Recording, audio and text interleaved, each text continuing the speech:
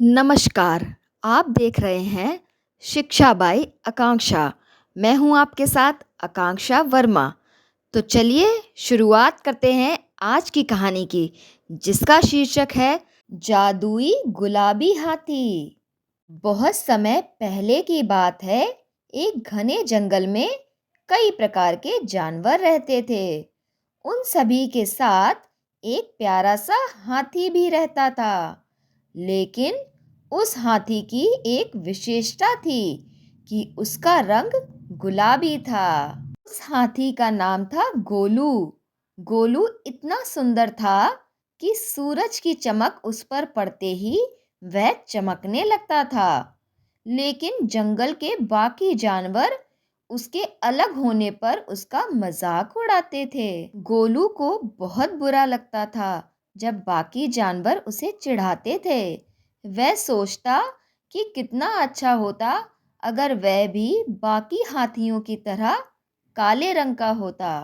एक दिन उसने रात के समय जंगल को छोड़ दिया और चलते चलते सुंदर से पहाड़ों में जा पहुंचा। पहाड़ों में उसे एक प्यारा सा तोता मिला। उस तोते ने जब दुखी हाथी को देखा तो उससे पूछा कि हाथी, तुम इतने दुखी क्यों हो? तब गोलू ने उसे बताया, जंगल के सारे जानवर मेरा मजाक उड़ाते थे क्योंकि मैं अलग हूँ, इसलिए मैं यहाँ अकेला और दुखी हूँ।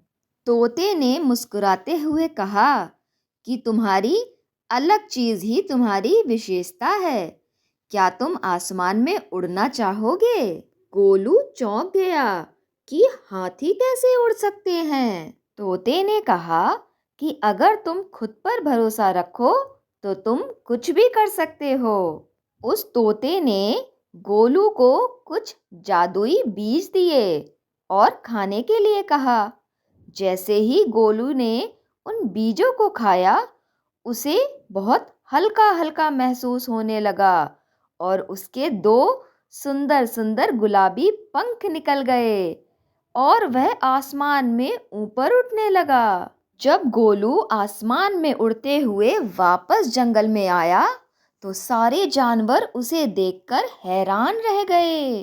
बंदर चिल्लाते हुए बोला कि देखो, गोलू हाथी उड़ रहा है।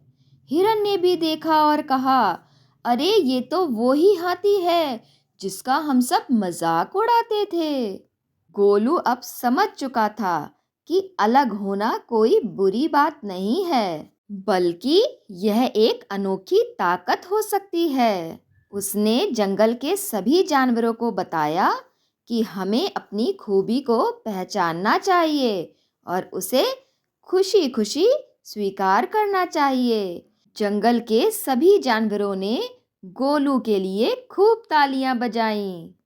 इस कहानी से हमें यह सीख मिलती है कि खुद पर विश्वास हो तो असंभव को भी संभव बनाया जा सकता है। धन्यवाद।